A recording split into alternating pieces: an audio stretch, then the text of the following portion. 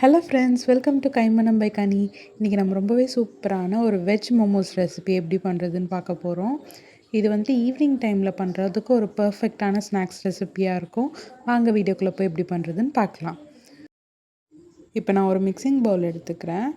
இன்னொரு கப்பில் ஒரு கப் ஃபுல்லாக நான் இன்றைக்கி மைதா மாவு எடுத்திருக்கேன். இது ஆல் பர்பஸ் ஃப்ளோர். நீங்கள் வந்துட்டு கோதுமை மாவும் இதே ரெசிபி ட்ரை பண்ணி பார்க்கலாம். அது கொஞ்சம் ஹெல்த்தி வெர்ஷனாகவும் இருக்கும். அது வந்துட்டு நான் இன்னொரு டைப் ஏதாவது மோமோஸ் செய்யும்போது ட்ரை பண்ணி காட்டுறேன். ஒரு கப் நான் வந்துட்டு மைதா மாவு எடுத்திருக்கேன். இதில் கொஞ்சமாக மட்டும் எடுத்து வச்சுக்கிறேன். நம்ம மோமோஸ்க்கு மாவு தேய்க்கும் போது கொஞ்சம் யூஸ் ஆகும், ஒட்டாமல் வரத்துக்காக அதனால் எடுத்து வச்சுருக்கேன். ஒரு 1/4 டீஸ்பூன் உப்பு சேர்த்திட்டு நல்லா இந்த மாவு வந்துட்டு கலந்து விட்டுருங்க. உப்பு எல்லா பார்ட்ஸ்லேயும் போயிட்டு மிக்ஸ் ஆகிற மாதிரி நல்லா மிக்ஸ் பண்ணதுக்கப்புறம் சப்பாத்தி மாவுக்கு பிசைவோம் இல்லையா, அதே மாதிரி வந்துட்டு கொஞ்சமாக தண்ணி தெளித்து நல்லா இந்த மோமோஸோட மாவை வந்துட்டு மிக்ஸ் பண்ணிக்கலாம். இப்போதைக்கு ஆயில் எதுவும் சேர்க்க வேண்டாம். ஆயில் எதுவுமே சேர்க்காமல் நல்லா வந்துட்டு மிக்ஸ் பண்ணி எடுத்துக்கோங்க. இந்த மாதிரி கொஞ்சம் கொஞ்சமாக தண்ணி தெளித்து சப்பாத்திக்கு மாவு பிசைகிற மாதிரி பிசைச்சு வச்சுக்கிறேன். மாவு மட்டும் கொஞ்சம் நல்லா வந்துட்டு சாஃப்டாக பிசைஞ்சுக்கோங்க. அப்போ தான் வந்துட்டு உங்களுக்கு திரட்டும் போது ஈஸியாக இருக்கும். இந்த மாதிரி தண்ணி தெளித்து நான் நல்லா வந்துட்டு மாவு மிக்ஸ் பண்ணி வச்சுக்கிறேன். இந்த மாதிரி சப்பாத்தி மாவு மாதிரி பிசைஞ்சு வச்சுருக்கேன்.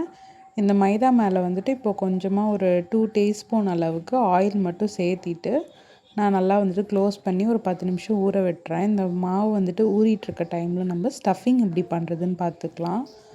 இப்போ நான் கொஞ்சமாக எண்ணெய் தேய்ச்சிருக்கேன். இது அந்த மாவு ஃபுல்லாக படுற மாதிரி தேய்ச்சிட்டு ஜஸ்ட் நான் மூடி வச்சுட்டு கொஞ்ச நேரம் ஒரு 10 மினிட்ஸ் விட்டுறேன், அந்த ஸ்டஃபிங் ரெடி ஆகிற டைம் வரைக்கும். இப்போ நம்ம க்ளோஸ் பண்ணி வச்சிடலாம். இதை ஸ்டஃபிங் பண்ணுறதுக்காக ஒரு பேன் சூடுபடுத்திட்டு 2 டீஸ்பூன் ஆயில் சேர்த்திக்கிறேன். எண்ணெய் சூடானதுக்கப்புறம் ஒரு 3 பல் பூண்டு குட்டி குட்டியாக சாப் பண்ணி வச்சுருக்கேன். அதையும் சேர்த்து கலர் லைட்டாக சேஞ்ச் ஆகிற அளவுக்கு ஃப்ரை பண்ணிக்கலாம். ஒரு சின்ன சைஸ் பெரிய வெங்காயம் சேர்த்திருக்கேன். இந்த பெரிய வெங்காயம் வந்துட்டு ரொம்ப மீடியம் சைஸ்டாக தான் இருந்துச்சு, அதனால் ஒன்று சேர்த்திருக்கேன். பெரிய வெங்காயமாக இருந்துச்சு, உங்களுக்கு சைஸ் பெருசாக இருந்துச்சுன்னா ஒரு ஹாஃப் ஆனியன் நீங்கள் சேர்த்திங்கன்னா போதும் இந்த அளவுக்கு. அதையும் சேர்த்திட்டு இந்த கண்ணாடி பதம் வர அளவுக்கு வதக்கிக்கோங்க. இது நல்லா ஃப்ரை ஆகணும். ஒரு 2 மினிட்ஸ் நல்லா ஃப்ரை பண்ணிக்கோங்க. இது லோ ஃப்ளேமில் தான் இப்போ இருக்குது. நான் அப்படியே வச்சு ஃப்ரை மட்டும் பண்ணி எடுத்துக்கிறேன். இந்த அளவுக்கு ஃப்ரை ஆனதுக்கப்புறம் நம்ம வெஜிடபிள்ஸ் ஆட் பண்ணிக்கலாம். 1/4 கேபேஜ், ஹாஃப் கேப்சிகம், 3 பீன்ஸ் சேர்த்திருக்கேன். இது கூட ஒரே ஒரு பச்சை மிளகாய் சேர்த்தி நல்லா நான் வந்துட்டு வதக்கி விட்டுக்கிறேன். இதில் நீங்கள் சாய்ஸ் ஆஃப் வெஜிடபிள்ஸ் ஆட் பண்ணிக்கலாம். உங்களுக்கு கேரட் ஆட் பண்ணிக்கலாம், பன்னீர் இருந்தால் ஆட் பண்ணிக்கலாம், அண்டு நீங்கள் கார்ன் கூட ஆட் பண்ணிக்கலாம். அதுவுமே டேஸ்ட்டு சூப்பராக இருக்கும். லைட்டாக வதக்கிட்டு கொஞ்சமாக தண்ணி சேர்த்துட்டு வேக வச்சுக்கிறேன். அந்த வெஜிடபிள்ஸ் எல்லாமே நல்லா வேகிற அளவுக்கு குக் பண்ணிக்கோங்க. ஒரு 5 மினிட்ஸ் வந்துட்டு நீங்கள் நல்லா வதக்கி விட்டிங்கன்னா போதும். இந்த ஸ்டஃபிங்கே டோட்டலாக ஒரு 10 மினிட்ஸில் ரெடி ஆகிடும். கொஞ்சம் நான் ஹை ஃப்ளேமில் வச்சுட்டு நல்லா வதக்கி விட்டுக்கிறேன். அந்த தண்ணியெல்லாம் ஃபுல்லாக வற்றிற அளவுக்கு நல்லா வதக்கி விட்டுக்கோங்க. அப்போவே இது வந்துட்டு ஒரு 70% குக் ஆகிடும். இதில் ஒரு 1/4 டீஸ்பூன் உப்பு சேர்த்திட்டு லைட்டாக ஃப்ரை பண்ணிக்கலாம். நான் கொஞ்சமாக தண்ணி ஆட் பண்ணிக்கிட்டேன் அது வேகிறதுக்காக. 1/4 டீஸ்பூன் கரம் மசாலா, 1/4 டீஸ்பூன் மிளகாய்த்தூள் சேர்த்திட்டு கரெக்டாக ஒரு 2 மினிட்ஸ் நல்லா வதக்கி முடிச்சிட்டிங்கன்னா அவ்வளோதான், நம்ம ஸ்டஃபிங் ரெடி ஆகிடுச்சு. நீங்கள் அடுப்பு ஆஃப் பண்ணிடலாம். அவ்வளோதாங்க, இவ்வளோ தான் ஸ்டஃபிங்கு. இப்போ நம்ம மோமோஸ் சட்னி எப்படி பண்ணுறதுன்னு பார்க்கலாம். ஒரு பாத்திரத்தில் கொஞ்சம் தேவையான அளவுக்கு தண்ணி சேர்த்திக்கிறேன். இந்த தண்ணி நம்ம எதுவும் யூஸ் பண்ண போகிறதில்ல. ஜஸ்ட் இதில் வந்துட்டு தக்காளியும் வரமிளகாவும் வேக வைக்க போகிறோம். 3 வரமிளகாய் சேர்த்திருக்கேன். எனக்கு கொஞ்சம் ஸ்பைசி அதிகமாக இருக்கனால 3 வரமிளகாய் சேர்த்திருக்கேன். நீங்கள் 2 கூட சேர்த்திக்கலாம், அது கரெக்டாக இருக்கும். 2 பழுத்த தக்காளி சேர்த்தி நல்லா வேக வச்சுக்கோங்க. இப்போ நம்ம மோமோஸ்க்கு வந்துட்டு டோ ரெடி பண்ணிடலாம். இந்த மாதிரி நான் ரவுண்ட் ஃபஸ்ட்டு பிடிச்சி வச்சுக்கிறேன். ரவுண்ட் பிடிச்சிட்டு தேய்ச்சி எடுத்துக்கோங்க, ஜஸ்ட் சப்பாத்திக்கு தேய்க்கிற மாதிரி. இந்த அளவுக்கு வெந்ததுக்கப்புறம் அதை ஆஃப் பண்ணிவிடுங்க. இப்போது இந்த டோ இருக்கு இல்லையா, அதை அந்த மாதிரி தேய்ச்சிட்டு உள்ளே ஸ்டஃபிங் வச்சுட்டு நான் ஜஸ்ட்டு எனக்கு பிடிச்ச ஷேப்பில் நான் வந்துட்டு ஃபோல்ட் பண்ணிக்கிறேன்.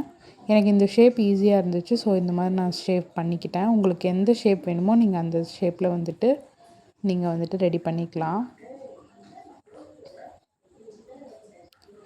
இந்த மாதிரி ஜஸ்ட்டு க்ளோஸ் பண்ணி விட்டுட்டு அந்த கொழுக்கட்டைக்கெலாம் பண்ணுவோம் இல்லையா, அந்த மாதிரி க்ளோஸ் பண்ணி விட்டுட்டு இந்த மாதிரி நான் ஒரு ரோஸ் மாதிரி வந்துட்டு ஃபோல்ட் பண்ணிக்கிறேன்.